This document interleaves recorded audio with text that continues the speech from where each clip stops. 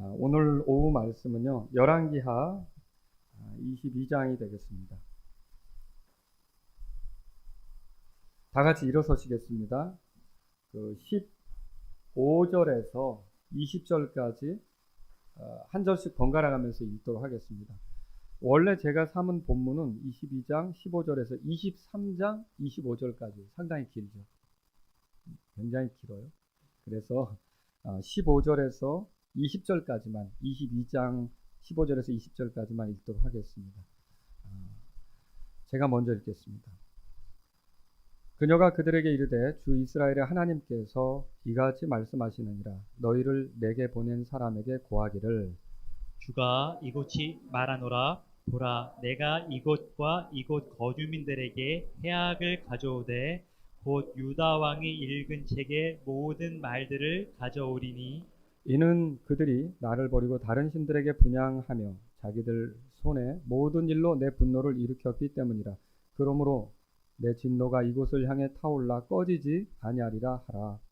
그러나 너희를 보내어 주에게 묻게 한 유다 왕에게는 너희가 그에게 이같이 말하되 네가 들은 말들에 대하여 주 이스라엘의 하나님이 이같이 말하노라. 내가 이곳과 이곳 거주민들을 대적하여 말한 것, 즉 그들이 황폐함이 되고 저주거리가 되리라고 말한 것을 내가 들을 때 내 마음이 부드럽게 되어 내가 주 앞에서 너 자신을 낮추고 내 옷을 찢으며 내 앞에서 울었으므로 나도 내 말을 들어노라. 주가 말하노라. 그러므로 보라, 내가 너를 네 조상들에게로 거두리니 네가 평안히 거두어져서 내 무덤으로 들어갈 것이요 또 내가 이곳에 가져올 모든 해악을 내 눈이 보지 아니하리라 하라 하매 그들이 왕에게 다시 말을 전하리라. 아멘. 자, 여기에 보시면 16절에 유다 왕이 나와요. 여러분이 찾으셨을 거예요. 18절에도 유다 왕이 나오고요. 이 유다 왕은 어떤 왕인지 혹시 아시는지요? 이 왕은 요시야 왕입니다. 요시야 왕. 요시야 왕이라면 잠깐 분위기를 설명드리면 북쪽의 이스라엘 왕국은 이미 망한 거고요. 없어요. 그리고 남쪽에 유다만 남아있는데 유다가 점점 멸망으로 가고 있는 상황이에요. 그리고 얼마 안 있으면 진짜 하나님께서 심판하셔서 멸망할 위치에 있는 거죠. 그런데 이 요시야 왕이 나타나서 상황을 좀 진정시킵니다.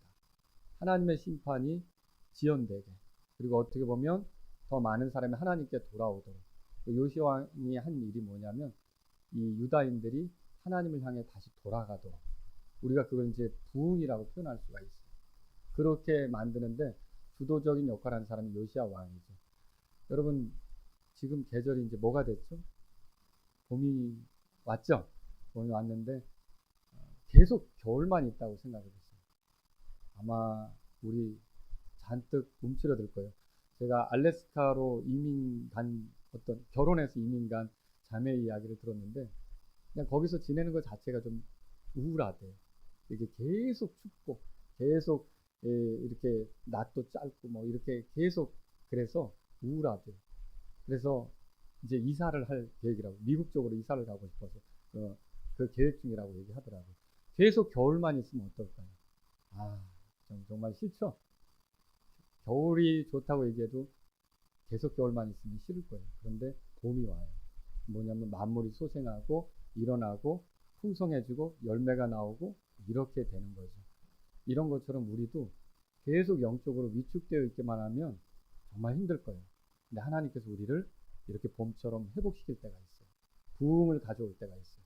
다시 하나님께로 향하게 할 때가 있다는 거죠. 그래서 그걸 갈망하는 그런 마음이 우리에게 커졌으면 해서 신앙 부흥에 나타나는 태도, 신앙 부흥이 일어날 때 나타나는 태도, 이런 제목으로 말씀을 드리려고 합니다. 기도하겠습니다. 아버지 하나님, 오늘 제가 말씀을 전할 수 있도록 준비하는 가운데 함께 해주셔서 감사합니다. 강단에 설 수 있도록 인도해 주셔서 감사합니다. 또 이 시간 주님이 일하실 걸 믿으며 감사합니다. 제가 부족해도 주님을 위한 도구로 주님이 여기 말씀 사랑침략의 성도님들에게 들려주시고자 하는 말씀을 잘 전할 수 있도록 몸과 마음과 생각, 입술 다 주장해 주시기를 원합니다. 그리고 말씀을 듣는 분들의 마음밭을 좋게 해주셔서 성령님 안에서 말씀을 받고 그 말씀이 그 안에서 효력이 나타나도록 하나님 아버지 일하여 주시기를 원합니다. 또 이 시간 서울에서 말씀을 전하고 있는 김봉준 목사님과 같이 하여 주시고 하나님께 영광이 되고 그 임만을 침례게 복이 되도록 말씀을 선포할 수 있게 같이 하여 주옵소서. 감사합니다. 예수님의 귀하신 이름으로 기도합니다. 아멘. 자, 여러분 자리에 앉으시겠습니다. 이게 태풍 중에 얌전히 지나가는 태풍이 있습니까? 태풍이 지나가는데 아무것도 어떤 흔적도 없이 그냥 고요하기만 하고, 여러분 그렇게 지나가는 태풍은 없습니다. 태풍이 지나가면 전신주가 뽑히고 나무가 꺾이고 자동차들이 물에 침수되고 또는 담벼락이 무너져서 깔려 부서진 자동차가 생길 수도 있고, 심지어는 사람이 다치거나 사람이 죽어서 구조하고 끌어내고 매몰된 어떤 사람을 찾고 이런 일들도 나타날 수가 있는 거죠. 태풍은 얌전하게 지나가는 법이 없습니다. 태풍이 오기 전에 벌써 방송에서 뭐라 그래요? 단단히 대비하라 그러잖아요. 유리창도 어떻게 해야 된다. 뭐 어디에 올려놓은 거 있으면 떨어지지 않게 해야 된다. 왜냐하면 그 태풍이 조용히 얌전하게 지나가는 법이 없기 때문에 그렇게 한다는 거죠. 그런데 초대교회가 태풍이었어요. 무슨 말이냐면 초대교회 그리스도인들이 이렇게 살아가는 지역은 그들이 계속 사는 건 아니잖아요. 어느 정도 시간을 보내고 또 그들도 하늘나라 가겠죠. 그리고 또 뭐 그 모임이 또 다른 쪽으로 또 확대돼서 갈 수도 있고 그 모임은 또 사라질 수도 있고, 이렇지만 어쨌든 그 교회가 이렇게 지나간 흔적, 그곳에는요 굉장한 일들이 있었다는 거죠. 예를 들면 하나님을 적대시하던 사람들이 회개하는 일, 우리가 어떻게 하면 좋지? 이런 거. 그리고 진짜 죄의 열매를 내놓고 살던 사람들이 예수님을 믿고 변화된 삶을 산다든지 이런 것들이 생기는 거죠. 또 예수님을 받아들인 그런 어떤 도시들 있잖아요. 사도행전 8장에 보니까 사마리아가 그 빌립에 의해서 예수님을 받아들였을 때 그 도시에 큰 기쁨이 있었다고 써 있었어요. 그런 일. 그리고 또 어떤 일이 있습니까? 교회 안에서 일어난 일을 바깥 세상이 듣고서 큰 두려움에 쌓이게 돼요. 아나니아 삽비라 사건 아시죠? 그 사건을 교회 밖에서 듣고 굉장히 큰 두려움에 쌓였다라고 성경에 써 있는 거죠. 이렇게 초대교회 모습은 세상을 흔들어 놓은 태풍과 같다라고 하는 거죠. 자, 오늘날 우리는 정말 주님이 기뻐하시는 교회를 원하고 있습니다. 말씀 사랑 침례가 그런 교회가 되기를 바라지 않습니까? 여러분이 언제까지 여기서 신앙생활 할 수 있겠습니까? 우리 교회도 보니까 한 분씩 주님께 가시더라고요. 그래서 우리가 이제 지금은 거기서 마라나타 침례 출신들이 모임을 가질 수도 있을 거야. 한 번씩 가서 그렇게 모인다는 거죠. 그런 것처럼 여기 있는 분들도 결국 계속 있지 못하고 한 번씩 떠날 거거든요. 여러분이 떠나간 자리, 이 말씀 사랑 침례교를 세우기 위해서 함께 했던 사람들이 떠나간 자리에 정말 어떤 흔적이 남을 것인가. 정말 태풍이 지나간 것처럼 그런 흔적이 남을 것인가를 한번 생각해 보자는 거죠. 우리로 인해 죄를 자백하는 사람들이 늘어가고, 우리로 인해 예수님을 구주로 믿게 된 사람들이 늘어가고, 우리로 인해 육신적으로 이렇게 세상적으로 살았던 사람들이 회개해서 하나님께 헌신하는 사람들이 늘어가고, 우리로 인해 세상 사람들이 우리의 삶의 모습을 보고 큰 두려움에 쌓인다든지, 아니면 어떤 사람들은 우리로 인해 우리가 전한 복음을 듣고 크게 기뻐한다든지, 이런 일들이 나타나는 그런 이 말씀 사랑 침례교회가 돼야 되지 않겠습니까? 그런 교회가 됐으면 좋겠어요. 성령님은 성경에 보니까 바람에 비유됩니다. 바람이 어디서 와서 어디로 가는지 알지 못한다. 임의로 분다고 돼 있죠. 근데 바람이 지나가면 흔적은 꼭 남는다는 것이죠. 그런 것처럼 우리가 태풍은 사라졌지만 엄청난 태풍이었어. 이거 봐. 만들어 놓은 걸 봐. 다 부러졌네. 다 무너졌네. 다 깔렸네. 이렇게 하는 어떤 흔적을 얘기하는 것처럼, 여러분 바람이 지나가면 그러잖아요. 그 말씀 사랑 침례교회 때문에 이 목포라는 지역이 정말 엄청났어. 여러분 이런 일들이 일어날 수 있게 되기를 바라는 거죠. 자, 태풍은요 북위 5도에서 20도 사이의 열대 해상에서 해수 온도가 26도 이상 올라가면 그 조건을 충족시킬 때, 이제 이 태풍이 일어난다는 겁니다. 태풍이 일어난다는 거죠. 자, 유다가 멸망해가는 시절이었는데 사람들이 하나님께로 돌아오기 시작하고 다시 하나님 말씀을 지키려고 하고 하나님의 뜻대로 살려고 하는 그런 영적인 운동이 일어나거든요. 이게 어떻게 일어났냐는 거죠. 그 조건을 한번 우리 성경을 통해 보자는 거예요. 그리고 그 조건을 오늘날 우리 시절에 가져온다면 우리도 그런 어떤 그 놀라운 역사, 하나님의 일하심, 이 속에서 주님의 일하심을 보고 정말 세상의 소망이 되고 이런 그런 교회가 되지 않겠습니까? 도대체 어떤 것들이 그런 이제 이유가 되고 조건이 되느냐라고 하는 거죠. 오늘 제가 그래서 몇 가지 정리해 봤어요. 신앙 부흥이 일어날 때 어떤 조건들이 맞아 떨어지는지, 어떤 것들이 이제 조건으로 작용하는지. 첫 번째가 뭐냐면요. 마음이 부드럽게 되는 거예요. 마음이 부드럽게. 19절에 보세요. 22장 19절 같이 한 목소리로 읽겠습니다. 내가 이곳과 이곳 거주민들을 대적하여 말한 것, 즉 그들이 황폐함이 되고 저주거리가 되리라고 말한 것을 내가 들을 때에 내 마음이 부드럽게 되어 내가 주 앞에서 너 자신을 낮추고 내 옷을 찢으며 내 앞에서 울었으므로 나도 내 말을 들었노라. 주가 말하노라. 자, 여기에 보니까 이곳과 이곳의 거주민들을 대적하여 말한 것, 하나님 말씀이죠. 황폐함이 된다, 저주거리가 된다, 이렇게 하나님 말씀하신 거죠. 자, 여기 13절에 보세요.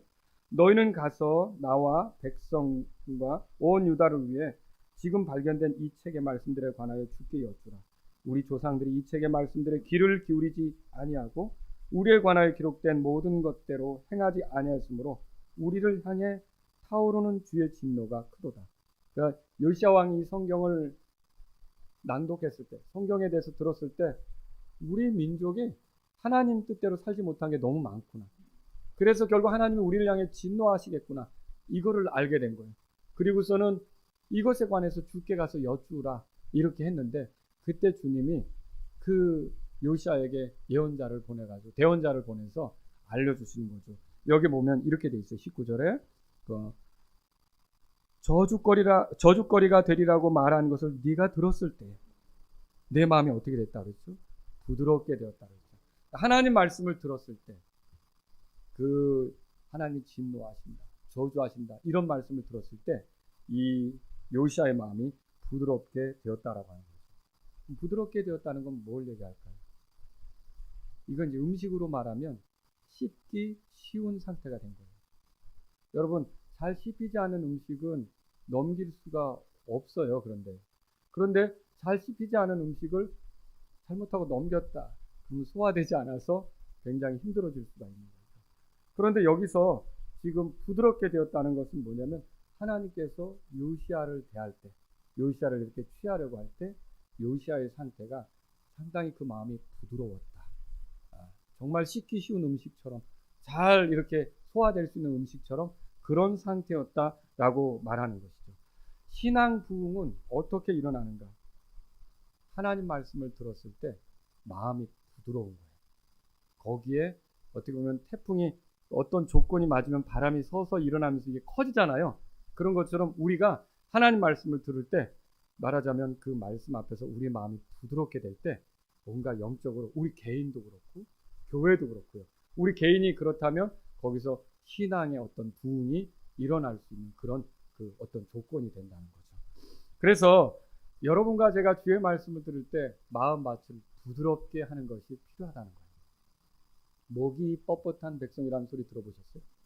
하나님께서 출애굽한 이스라엘 백성에게 했던 말이죠. 한 번도 아니고요. 여러 번에 걸쳐 그렇게 말했어요.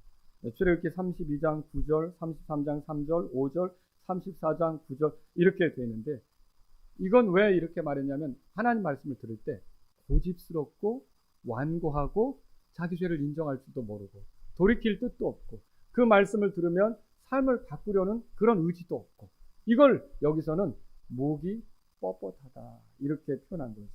근데 여러분 잠언 29장 1절에 보면 이렇게 되어 있어요. 자주 책망을 받으면서도 목을 뻣뻣하게 하는 자는 갑자기 멸망을 당할 것이며 어떤 구제책도 없으리라.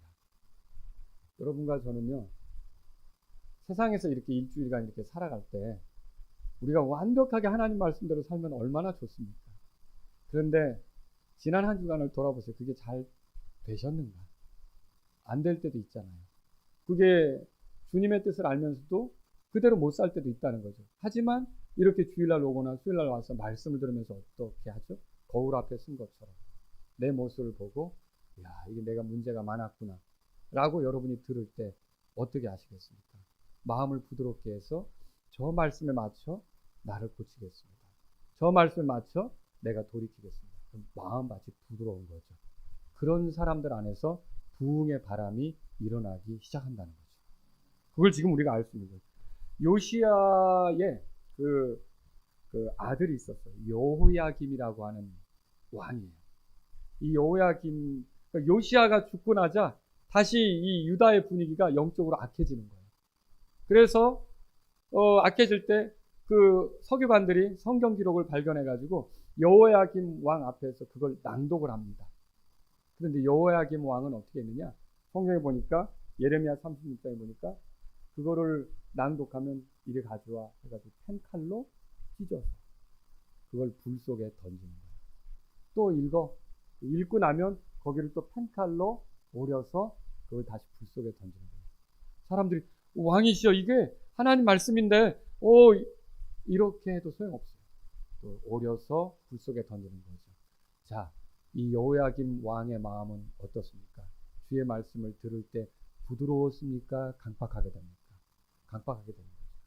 결국 그래서 요시야 이후로 이 유다는 다시 회복되지 못하고 멸망길로 가서 시드기야 때 결국은 유다가 멸망하고 불타버리고 예루살렘 성전도 불타는 그런 일이 일어나게 되었던 거죠. 오늘날 하나님 말씀을 들을 때 죄를 지적받을 때 완고함, 교만함 이런 생각으로 자존심을 내세우며 버틸 것이 아니라 저와 여러분들은 마음이 부드럽게 되는 것이 필요하다는 거죠. 찬송가에 그거 있어요. 이 세상 험하고, 아시죠? 네, 그 노래인데 거기 2절 가사에 이런 게 있어요. 주님의 권능은 한없이 크오니 돌 같은 내 마음 곧 녹여 주소서. 여러분 아시죠? 네. 그러니까 우리의 그 돌 같은 마음이 녹아졌을 때, 주의 말씀 앞에서 부드러운 마음이 됐을 때 하나님의 말씀이 우리 안에서 일할 수 있게 되고 우리의 삶에 변화가 나타나고 부흥이 일어날 수 있다는 거죠. 신앙 부흥이 일어나는 사람의 마음에서는 돌 같은 마음이 제거됩니다. 그래서 에스겔서 36장 26절에 새 마음도 너희에게 주고 새 영을 너희 안에 두어 너희 살에서 돌 같은 마음을 제거하며 너희에게 살로 된 마음을 주리라. 여기서 살로 된 마음은 부드럽게 된 마음, 이걸 얘기하는 거죠. 신앙 부흥을 위해서 필요한 마음은 뭐냐면 하나님 말씀을 들을 때 내 마음을 부드럽게 가는 거예요. 주여, 주님 말씀하신다면 제가 그 말씀을 달게 받겠습니다. 주여, 주님 말씀하신다면 제가 부족해도 그 말씀에 맞추어서 돌이키겠습니다. 주님 말씀하신다면 이제껏 내가 잘못 산 것들 지적해 주시는 대로 내가 바르게 주님의 말씀에 맞추어서 그렇게 가겠습니다. 여러분, 그게 바로 부드러운 마음이라는 거죠. 그 마음에서 신앙 부흥이 이렇게 일어날 수 있는 영적 바람이 이제 시작이 되는 거죠. 두 번째로요, 자신을 낮추는 거예요. 19절에 한번 다시 읽어보죠. 19절 읽겠습니다. 내가 이곳과 이곳 거주민들을 대적하여 말한 것, 즉 그들이 황폐함이 되고 저주거리가 되리라고 말한 것을 내가 들을 때에 내 마음이 부드럽게 되어 내가 주 앞에서 너 자신을 낮추고 내 옷을 찢으며 내 앞에서 울었으므로 나도 내 말을 들어노라. 주가 말하노라 그랬어요. 자, 요시야는 주의 말씀을 들을 때 자기 옷을 찢었대요. 그리고 울었대요. 이거는 마음을 찢는 표현입니다. 그래서 요시야가 여기서 어떤 걸 보여주냐면 하나님 앞에 자기를 낮추는 모습을 보여주는 거죠. 여러분, 하나님의 은혜는 물과 같아요. 물은 자꾸 어디로 가죠? 낮은 데로 가죠. 그러니까 겸손한 자들에게, 낮추는 자들에게 하나님의 은혜가 더 풍성하게 누려지는 거죠. 그리고요, 이렇게 요시야가 자기를 낮췄을 때 하나님은 요시야 시절에 이제 유다를 향한 심판을 연기해 주시고 그들에게 하나님께로 돌아오도록 기회를 주시고 그들이 더 이렇게 하나님을 섬기면서 살아갈 수 있는 그런 기회를 주셨다라고 하는 것이죠. 오늘날 우리가 우리 자신을 낮출 때 하나님은 우리를 통해 어떤 기회를 주실 거예요. 여러분, 세상이 점점 예수님이 오시는 것을 향해 가고 있는 걸로 여러분이 보이시잖아요. 그런데 왜 더디 오시죠? 한 사람이라도 구원받도록 회개하도록 주님이 더디 오시잖아요. 정말 그런 걸 효과적으로 일어나려면 어떻게 돼야 될까요? 우리가 영적으로 부흥이 있어야 되겠죠. 우리가 주님 앞에서 주님을 기다리는 마음으로 우리 시절에 더 많은 사람이 구원받고 더 많은 사람이 주님에 대한 준비를 잘하면서 기다리고 이런 일들이 생겨야 된다는 것이죠. 자, 이렇게 낮추는 거는 또 뭘로 드러나느냐면요. 기도로 드러납니다. 기도는 교만한 자는 할 수 없어요. 기도하지 않는 사람은 교만한 거예요. 여러분과 저는 삶 속에서 기도해야 되는 거죠. 기도는 자기를 낮추는 표현이에요. 내가 할 수 없어요. 하나님 저를 도와주셔야 돼요. 나에겐 주님의 은혜가 필요해요. 내 힘으로는 한계가 있어요. 그런 사람들이 어떻게 하냐면 기도를 하는 거죠. 기도는 자기를 낮추는 표현이죠. 그래서 기도하기 시작하는 사람들 그 개인에게 주님이 이 부흥의 바람을 일으키기 시작하는 거죠. 야곱 아시죠? 야곱이 야복강에서 하나님과 씨름했던 거 들어보셨죠? 거기서 나에게 복 주시지 않으면 나는 물러가지 않겠습니다. 그리고서 씨름을 해서 환도뼈가 위골이 되기까지 그렇게 씨름하잖아요. 근데 그때 야곱이 그렇게 하면서 그 전에 가졌었던 이름 약삭 바른 자 야곱 이거를 떨어버리고 하나님께서 이스라엘이라는 이름을 주셔요. 그 이스라엘이라는 이름에는 하나님이 들어있거든요. 그러니까 하나님이 그에게 승리를 보존해 주시고 승리를 확고하게 해주시고 하는 그런 이름이 거기 들어있는 거죠. 이 이름을 얻게 된 배경은 어떤 것이냐면 하나님이 나를 복 주시지 않으면 나는 물러서지 않겠습니다. 나에게는 하나님이 필요합니다. 이렇게 절박하게 매달린 거죠. 거기서 야곱의 인생이 확 바뀌는 일이 생긴 거예요. 여러분 한나 아시죠? 한나는 남편의 사랑을 받았어요. 그런데 아들이 없어요. 이 여자가 아무리 남편으로부터 사랑을 받는다 해도 아들이 없으면 그 후대 사람들이 그 사람을 기억하겠어요? 어머니가 있어야 자식이 나오면서 후대가 그 어머니를 기억할 거 아닙니까? 그런데 아무리 남편이 사랑해도 내가 애가 없으면 안 되니까 하나님께 기도하죠. 어떻게 기도합니까? 사무엘기상 1장 10절에 보니까 그녀의 혼이 쓰라린 가운데 하나님께 기도했다고 써 있어요. 그리고 사무엘기상 1장 16절에 보니까 많은 탄식과 슬픔 속에서 주께 말씀드렸다고 써 있어요. 그렇게 했을 때 이 한나가 얻게 된 아들이 있죠. 누굽니까? 사무엘이죠. 결국 하나님께서 얻게 하신 거죠. 그리고 아주 낮은 위치가 돼서 구걸하는 위치가 돼서 하나님께 도와달라고 했을 때 하나님께서 외면하지 않고 그녀가 원했던 것을 하나님께서 주시게 되었던 거죠. 자, 역대기하 7장으로 가보세요. 역대기하 7장.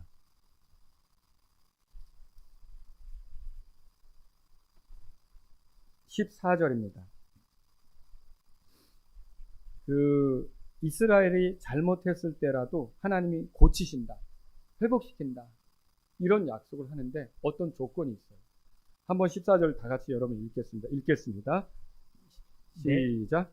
내 이름으로 불리는 내 백성이 자기를 낮추고 기도하며 내 얼굴을 구하고 자기들의 타악한 길들을 버리고 돌아서면 그때 내가 하늘에서부터 듣고 그들의 죄를 용서하며 그들의 땅을 고치리라. 아멘. 여러분, 내 이름으로 불리는 내 백성이 자기를 낮추고 기도하며 이렇게 돼 있어요. 그러니까 기도는 자기를 낮추는 표현이에요. 여러분이 누구에게 기도하는 거죠? 하늘의 아버지께 기도하는 거잖아요. 주님 이렇게 할 수도 있고요. 아버지 이렇게 하늘에 계신 아버지 이렇게 기도할 수도 있고요. 하나님 아버지 이렇게 기도할 수도 있겠죠. 그런데 그분을 생각하고 마음으로 참되게 그분이 도와주실 것을 믿으면서 이렇게 구할 때 하나님께서는 여러분 안에 이 영적인 부흥, 신앙의 부흥의 바람을 일으켜 주실 수 있다는 것이죠. 스스로 넉넉하다고 여기는 사람들은 주께 구걸하지 않겠죠. 주의 상에서 떨어지는 부스럭이라도 줬사오니 주십시오라고 했던 가나안 여자 아시죠? 그런 마음 자세, 그렇게 자기를 낮추면서 하나님께 기도할 때 거기에 놀라운 일들이 일어나면서 영적인 부흥이 이루어질 수 있다는 거죠. 그래서 저는 첫 번째로 주의 말씀을 들을 때 주 앞에서 자기 마음을 부드럽게 하는 거 하고, 두 번째로 이런 주님 앞에서 자기를 낮추면서 기도하는 것이 여러분이 영적으로 부흥할 수 있는 그런 기회라는 거죠. 그게 그래서 생활 속에서 여러분들이 기도하셔야 돼요. 하루를 시작할 때도 기도하시고, 어떤 문제가 닥칠 때도 기도하시고, 순간순간 쉬지 말고 뭐 하라 그랬어요? 기도하라 그랬잖아요. 계속 하나님께 구하는 저와 여러분들이 되기를 바랍니다. 저도 설교하면서 순간순간 기도하게 돼요. 계속 여러분 기도하는 마음으로 설교를 하고 있다. 여러분도 그렇게 기도하셔야 되는 거죠.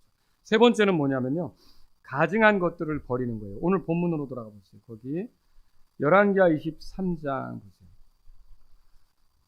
이게 하나님 말씀을 이렇게 낭독해서 들려줬을 때 왜 유다가 멸망해야 되느냐? 그들이 잘못을 했다. 그럼 그들이 무슨 잘못을 했느냐? 하나님이 기뻐하지 않는 것을 두고 그것을 위하고 있었다. 이걸 알게 된 거죠. 그걸 알게 됐을 때 요시야가 한 건 뭐냐면, 하나님이 기뻐하지 않는 것을 이제부터 내가 제거하겠다. 이런 생각을 가진 거예요. 그래서 한번 보세요. 23장 4절에 저랑 이제 여러 구절을 볼 거예요. 뭘 제거하는지 봅시다. 4절 같이 읽겠습니다.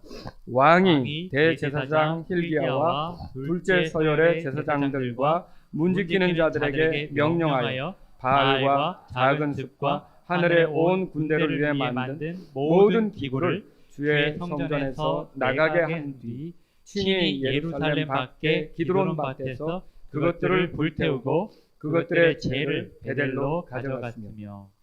여러분 여기 보시면 우상 숭배를 위해 만들어 놓은 기구들이 성전 안에 있었거든요. 이거를 내다가 왕이 직접 그거를 태우는 거예요. 그리고 그 죄를 가져다가 베델이라는 곳에 뿌리고요. 여러분 이게 뭐예요? 오늘날에는 제가 아침에 교회가 성전이라고 그랬죠. 근데 개인도 성전이에요. 고린도전서 3장에 나오는 그 하나님의 그 집 성전은요, 교회를 얘기한다면 고린도전서 6장에 나오는 너희는 값을 주고 너희 것이 아니고 하나님의 것이 따라오면서 하나님의 것인 너희 몸과 영으로 하나님께 영광을 돌리라고 할 때 너희가 성전이다, 하나님의 집이다, 그런 표현이 있거든요. 그건 우리 몸을 말하는 거예요. 여러분, 내 몸이 거룩한 하나님의 집이에요. 근데 이 몸으로 하면은 안 되는 것들 있잖아요. 하나님이 기뻐하지 않는 것들 있잖아요. 이런 것들을 밖으로 내다가 버리는 거죠. 제거하는 거죠. 이럴 때 거기에서 영적인 부흥, 그 개인에게 신앙 부흥이 일어난다는 거예요. 5절 보세요. 5절 다 같이 읽습니다. 또 전에 유다 왕들이 임명하여 유다의 도시들에 있는 산당들과 예루살렘 주변의 장소들에서 분향하게 한 우상 숭배자들을 제거하고 바알과 해와 달과 행성들과 하늘의 온 군대에게 분향한 자들도 제거했다. 예, 제거했다 이 말이 참 중요해요. 그러니까 하나님이 기뻐하지 않는 것들을 그냥 두고 보지 않고 치워버린 거예요. 그 유다 땅에서 그것을 용납하지 않은 거죠. 그것처럼 우리가 개인적으로 하나님이 기뻐하지 않는 것들을 내가 여기 보면 이게 오래된 거예요. 그 유다의 왕들이 전에 유다의 왕들이 임명하여서, 그러니까 선대 때부터 앞에서 오래전부터 해오던 거지만, 오래된 관습이지만 이게 하나님이 기뻐하지 않는 거더라. 그걸 제거하는 거죠. 여러분, 나한테 오래된 좋지 못한 습관이 있을 수 있다는 거죠. 이런 것들을 이렇게 제거할 때 거기서 신앙의 부흥이 일어납니다. 다시 꽃이 피듯이, 다시 봄이 오듯이, 다시 주님 앞에 영적으로 활짝 일어나는 그런 시절이 올 수 있다는 거죠. 예, 10절 11절 보세요. 10절 11절 다 같이 읽겠습니다.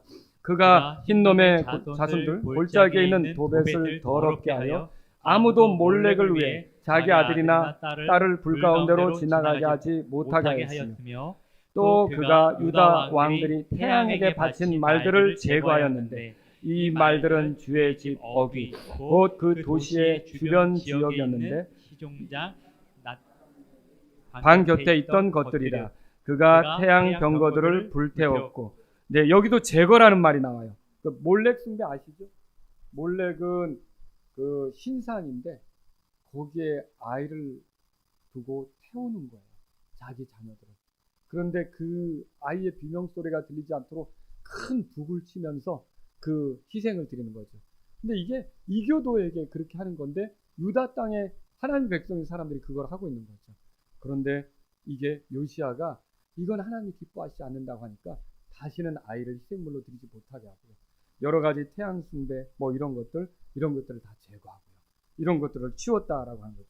12절에 보세요. 12절에 또 이렇게 써 있죠. 다 같이 읽습니다.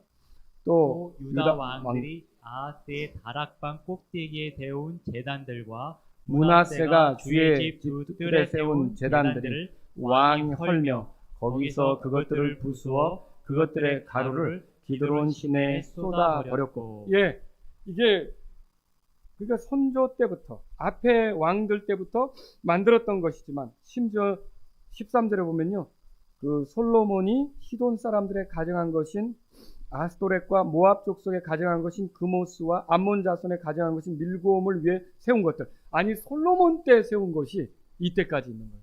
참 질기죠. 근데 이런 것들을 요시야가 어떻게 합니까? 다 부서뜨리는 거예요. 다 더럽히는 거예요. 다 이런 것들을 그 땅에서 용납하지 않게 되는 거죠. 이렇게 하면서 영적인 부흥이 일어나는 거예요. 14절 다 같이 읽겠습니다. 그가 형상들을 부수어 산산조각 내고 작은 숲을 베어내며 사람들의 뼈로 그것들의 장소를 채웠다. 예, 이스라엘 왕 여로보암이 세운 것도 없앴어요. 거기 15절에 또 읽어보세요. 또한 베델에 있는 제단과 또 이스라엘을 죄짓게 한 느밧의 아들 여로보암이 전에 만든 산당 곧 그 제단과 산당을 그가 헐고 그 산당을 불태운 뒤 빻아서 작게 가루로 만들며 작은 숲을 불태웠더라. 예, 이런 모든 가증한 것들, 하나님이 기뻐하지 않는 것들을 어때요? 그냥 유다 땅에서 다 제거해버리는 거예요. 부서뜨리는 거예요. 빻아서 없애버리는 거죠. 여러분, 신앙의 그 개인에게 영적 부흥도 그렇다는 거예요. 하나님에게서부터 멀어지게 만드는 거 있잖아요. 하나님으로부터 등 돌리고 자꾸 엉뚱하게 가게 하는 거 있잖아요. 이런 것들이 내 삶에 있다면 그것들을 부서뜨리기로 하는 거예요. 그것들을 제거하기로 하는 거죠. 그것들을 치워버리기로 하는 거죠. 그때 여기서 하나님께 그 사람에게 다시금 신앙의 부흥을 일으키면서 주님과 더 좋은 관계가 되게 하시고 하나님께서 영광 받으시는 그런 일들이 나타나게 하신다는 거죠. 심지어 7절에 가보면요, 또 주의 집 옆에 있는 남색하는 자들의 집을 헐었는데, 이건 뭐냐면요, 그 동성연애 하는 것들도 이렇게 거기서 용납하지 않고 치워버리려고 했다는 것이죠. 이런 것들을 말하는 거예요. 자, 주께서 기뻐하시지 않는데도 오랫동안 해오던 것들을 우리가 버릴 때, 그때 부흥이 일어나는 거예요. 자기 문제를 해결하지 못한 사람은 다른 사람의 문제를 도울 수가 없어요. 여러분, 그렇게 생각할 수 있겠죠? 그리고 다른 사람의 문제에 대해서도 그게 문제라고 심각하게 지적해 줄 수가 없어요. 만약에 내 문제도 해결은 안 됐는데 다른 사람의 문제를 심각하다고 지적해 주면 그거야말로 위선이 되죠. 그렇죠? 내가 변화된 것이 기쁘다고 간증할 수 있는 것은 내가 진짜 그런 것들을 치웠을 때죠. 근데 그게 치우지 않으면 내가 기쁘다고 이렇게 표현할 수 있겠냐는 거죠. 그런 게 어려운 거예요. 세상 사람들과 별로 다를 바 없이 살면서 그들이 나처럼 되게 만들겠다고 할 수 있겠습니까? 그것도 불가능한 일이라는 거죠. 로마서 2장 펴보세요. 로마서 2장. 유대인들의 문제가 있었어요. 그들의 큰 문제를 로마서 2장이 다루고 있죠. 자, 21절부터 24절인데 저랑 여러분이 번갈아 가면서 읽겠습니다. 21절 제가 읽습니다. 그러므로 다른 사람을 가르치는 내가 너 자신은 가르치지 아니하느냐? 사람이 도둑질해서는 안 된다고 선포하는 내가 도둑질하느냐? 사람이 간음해서는 안 된다고 말하는 내가 간음하느냐? 우상들을 혐오하는 내가 신전 물건을 몰래 취하느냐? 율법을 자랑하는 내가 율법을 어김으로 하나님을 욕되게 하느냐? 이것은 기록된 바 하나님의 이름이 너희로 인해 이방인들 가운데서 모독을 받는도다 함과 같으니라. 예, 유대인들의 잘못이 뭐예요? 유대인들의 잘못은 하나님의 말씀을 자랑하지만 그 말씀대로 살지 않는 거예요. 다른 사람에게 어찌어찌 해야 된다라고 말하지만 자기 자신은 그렇게 하지 않는 거죠. 저와 여러분들이 생각해 봐야 돼요. 세상 사람들이 나처럼 예수님 믿고 변화된 삶을 원하는가? 원하십니까? 이 말씀 사랑 침례교를 통해 세상의 많은 사람들이 변화되어서 하나님의 거룩함 여기에 참여하면서 기뻐하고 하나님의 영광을 드러내는 삶 여기에 참여하면서 기뻐하고 이런 걸 원하시는 거예요. 만약 그걸 원한다면 우리가 먼저 더럽고 불변한 것들을 치워버리면서 하나님 앞에서 그런 삶을 살아야 그들을 끌어올 수 있지 않습니까? 여러분, 우리가 옳지 않은 것을 버리지 못하는 이유 중 하나는요, 그 옳지 않음에 빠진 사람을 건지려는 마음이 없기 때문일 수도 있어요. 가만히 생각해 보세요. 그 옳지 않은 데 빠진 사람을 건지려는 마음이 있다면, 근데 그 마음을 잃어버렸어요. 그러니까 나도 돌아보지 않는 거죠. 근데 옳지 않은 데 빠진 그 사람을 내가 건지려고 한다면 나는 어떤가를 먼저 보겠죠. 근데 내 모습하고 그 사람하고 같아요. 그러면 내가 그 사람을 건지려고 할 수 있겠습니까? 못하는 거죠. 그런데 그래도 내가 예수님을 믿으면서 저 사람하고 달라진 삶을 주님의 은혜 속에서 살기 시작했을 때는 나도 한때는 그랬지만 나도 과거에는 그랬지만 저 사람이 나처럼 되면 좋겠는데 여러분 도와줄 수 있지 않겠습니까? 그래서 거룩하게 사는 비결 중에 하나는요, 다른 사람을 옳은 대로 이끌려고 하는 진정한 마음도 우리에게 있어야 된다는 거죠.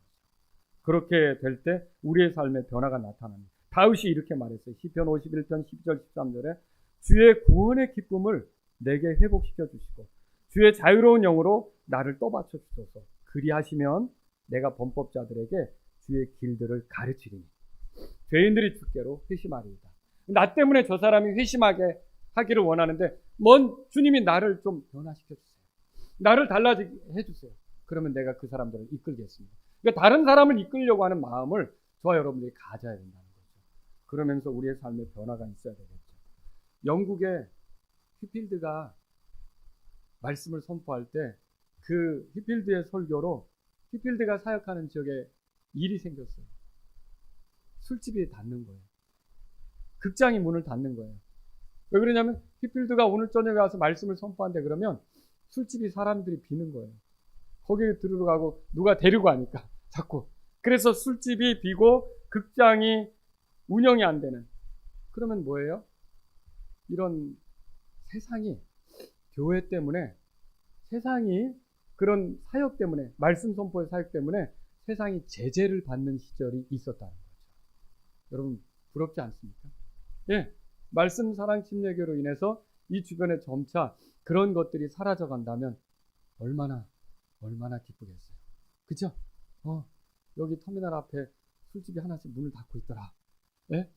여러분 이런 일들에 대한 열망, 이런 것들을 가지고서 기도하면서 우리 자신이 영적으로 뜨거워지도록 주님 앞에 옳지 않은 것들을 내버리는 게 필요하다는 거죠.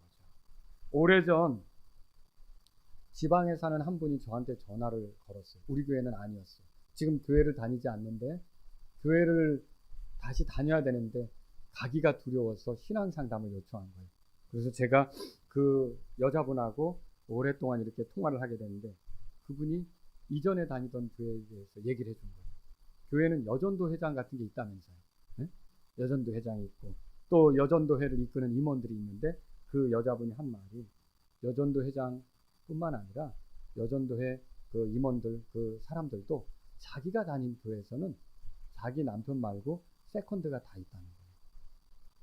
저는 그 얘기를 듣고 충격을 받았어요. 여러분 그런데 부흥의 때가 오면 이런 것들을 어떻게 할까요? 다 제거하겠죠. 이런 것들을 용납하지 않겠죠. 이런 것들이 일어나는 거죠.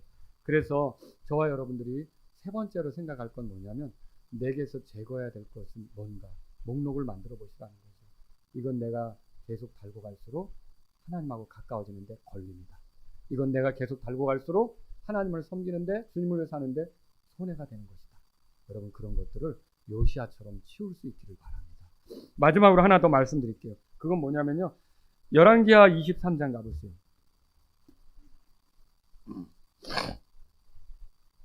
21절인데요. 하나님께서 주신 것들을 지키려고 할 때, 하나님께서 주신 것들을 지키려고 할 때 신앙 부흥이 일어나는 거예요. 자, 21절 우리 다 같이 한 목소리로 읽겠습니다. 왕이 온 백성에게 명령하여 이르되 이 언약책에 기록된 대로 주 너희 하나님께 유월절을 지키라 하였는데, 유월절이 뭐예요? 이스라엘 백성이 이집트로부터 나온 것을 기념하는데 하나님의 권능으로 그들이 나왔다는 것을 기념하는 거 아닙니까? 유월절 어린 양의 피로 하나님의 진노를 당하지 않고 이집트 땅을 빠져나온 거, 그걸 기념하는 거 아닙니까? 그러면 자기들을 구속하신 그 하나님을 기념하는 절기가 유월절이죠. 이거를 대대적으로 지킨 거예요. 성경에 있는 대로 우리가 이걸 지키자. 그래서 대대적으로 지킨 거죠. 그런데 오늘날도 또 뭐 유월절 지키자고 하는 그룹도 있더라고요. 근데 우리는 유월절이 아니라 저 여러분들은 유월절 날 만들어진 주의 만찬을 지키는 거죠. 주의 만찬 아시죠? 네, 주의 만찬. 주의 만찬은 고린도전서 11장에 보니까 주께서 오실 때까지 주를 기억하여 기념하는 거라고 되어 있어요. 그러면 주께서 하신 일을 기념하는 거잖아요. 그러면 주의 만찬은 뭐예요? 과거에 예수님께서 나의 죄 때문에 찢기셨다. 나의 죄 때문에 피 흘리셨다. 그거를 기념하는 거죠. 언제까지요? 주님이 오실 때까지. 여러분, 이 만찬은 우리를 다시 리셋하는 거예요. 보일러가 틀어졌다. 그럼 리셋 버튼을 눌러서 다시 정상적으로 가동시키는 것처럼 우리가 영적으로 틀어져 있을 때, 신앙적으로 문제가 있을 때 이 만찬을 그냥 대하는 게 아니라 나를 살피면서 내가 잘못한 것을 내려놓고 하나님 앞에 자백하고 주님의 은혜를 구하면서 이렇게 나가는 거죠. 그래서 리셋하는 거예요. 그래서 어떻게 하냐면 그 시간에 이런 내 부족한 나를 위해 주님이 어떤 희생을 치르셨는가, 어떻게 찢기셨는가, 어떻게 피 흘리셨는가, 이 과거에 주님이 하신 일들을 돌아보면서 이게 주님의 희생이 헛되지 않은 삶이 되어야겠다. 이게 만찬을 대하는 자세죠. 또 미래에 주님이 다시 오실 거 아닙니까? 주님은 죽음으로 끝난 것이 아니라 살아계시고 다시 오실 거잖아요. 그 주님이 오신다면 나는 어떻게 주님을 대면할 것인가? 정말 기쁘게 주님을 대면하면 좋겠는데 이 부끄러운 순간에 갑자기 주님을 만나는 것보다는 주님을 기쁘게 대면하길 원하는데 여러분 오시는 주님에게 맞추는 거예요. 만찬은 그런 의미가 있다는 거죠. 십자가에서 있었던 일을 생각하고 진지해질 때, 다시 오시는 주님을 생각하고 진지해질 때, 그리고 그 십자가에 어울리게 주님의 재림에 어울리게 내 삶을 바로잡으려고 할 때 거룩한 생활이 나오는 거죠. 여러분 우리가 이걸 알아야 돼요. 부흥회 때는 어떤 일이 벌어집니까? 유월절을 지켰죠. 그 요시아 때. 그리고 오늘날 우리는 이 만찬을 통해서 거룩한 삶으로 돌아가는 거예요. 하나님이 우리에게 지키라고 한 것들을 지켜가면서 우리 자신을 하나님 말씀 맞추는 거죠. 그런 게 뭐가 있겠습니까? 여러분 믿음을 지키려고 해야 되겠죠. 내가 뒷걸음질 서 있다면 다시 믿음을 지키려고 해야 되고, 또 여러분 교회를 지키려고 해야겠죠. 교회 세우는 거에 대해서 오늘 아침 들으셨잖아요. 그렇죠? 또 가정을 지키려고 해야겠죠. 하나님이 짝지어 주신 것을 사람이 나눌 수 없다. 그러면 가정을 지키려고 하고 가정을 세우려고 하고, 또 여러분 순수한 말씀을 지키려고 해야겠죠. 이 순수한 말씀을 지켜가면서 이 말씀대로 살려고 해야 되고요. 주의 말씀대로 이행하고자 부리는 영과 또 그 부리는 영과 함께 일하는 그 사람들, 이런 사람들을 제거하는 것도 보여줘요. 23장 24절에 보세요. 23장 24절. 다 같이 읽겠습니다. 또 요시아가 부리는 영과 함께 일하는 자들과 마술사들과 형상들과 우상들과 유다 땅과 예루살렘에서 찾아낸 모든 가증한 것들을 제거하였으니 이것은 제사장 힐기야가 주의 집에서 발견한 책에 기록된 율법의 말씀들을 그가 이행하고자 함이었더라. 여기서 중요한 거예요. 말씀들을 그가 이행하고자 함이라. 그 말씀을 지키려고 했다는 거죠. 그래서 부흥이 일어날 때는 어떤 일이 벌어지냐면 하나님 말씀에 대해 순종하려는 생각이 일어나는 거예요. 그 말씀대로 지키며 가려고 하는 것. 그 말씀이 우리에게 하라고 한 것들, 지켜가라고 한 것들을 지켜가려고 하는 것. 이럴 때 부흥의 바람이 일어난다는 걸 여러분이 기억하시면 좋겠습니다. 목포는 바닷가잖아요. 여기는 해일 같은 게 일어나는지 모르겠어요. 그런 경험이 있으세요? 목포에도 그런 게 있었나요? 동해는 그런 게 굉장히 심하거든요. 그렇죠? 바닷가에 와서 이렇게 바위를 찰싹 때리고 가는 파도도 있잖아요. 이렇게 와가지고 찰싹 때리고 가고. 그렇죠? 그런 파도도 있는가 하면 동해 쪽에 가면요. 아주 집보다 높은 파도가 올려와서 집들을 때리고 가기도 하는 그런 파도가 있죠. 그럼 어때요? 그 큰 파도가 때리고 가면 집 어디 여기저기 부서지고 무너지고 어떤 사람은 휩쓸려 가고 이런 일도 있다는 거죠. 저는 말씀 사랑 침례교회가 목포에 이렇게 찰싹하는 그런 교회보다 정말 이 목포에 엄청난 흔적을 남기는 거대한 해일 같은 그런 파도의 교회가 되었으면 하는 겁니다. 여러분, 하나님의 권능을 드러내는 거대한 흔적을 남기려면 요시아의 시절처럼 되어야 합니다. 주의 말씀을 들을 때 마음이 부드럽게 돼야 돼요. 자기를 낮추는 일이 있어야 되겠죠. 죄를 지적받을 때 자기를 낮추며 하나님께 죄를 자백하고 기도하면서 또 이렇게 하나님께서 맡기신 것들 있잖아요. 이런 것들을 그대로 이행하려고 하고 하나님이 싫어하는 것들은 제거하려고 하고 혹시 내가 주님보다 우선시하는 것이 여기 있지 않은가? 그거 우상이거든. 주 예수보다도 귀한 것은 없네 라고 노래는 했지만 아니요. 이 시간엔 주님보다 그게 조금 더 귀한 것 같습니다. 이런 게 다 우상이라는 거죠. 이런 것들이 있다면 여러분들은 제거해 버려야 된다는 거죠. 치워야 한다는 거죠. 주님이 먼저인 삶이 되기를 원한다고 고백하셔야 된다는 거죠. 부흥의 바람이 일어날 때 그리스도의 십자가, 여러분 예수님이 찢긴 게 적은 일이 아니었다는 생각을 하셔야 돼요. 얼마나 나를 사랑하셨나, 얼마나 나를 원하셨나, 얼마나 내가 과거에 그런 삶이 아니라 거룩한 삶을 살기를 바라셨나. 그것 때문에 찢긴 거예요. 그 피 흘림의 그 의미를 안다면 여러분과 저는 그 피를 대적하여 선 생활이 있다면 그걸 내려놓으려고 해야 되는 거죠. 여러분, 피는 히브리서 10장 19절에 보니까 우리가 그 피를 힘입어 지성소에 들어갈 담대함을 얻었다 그랬어요. 읽어보신 적 있죠? 네.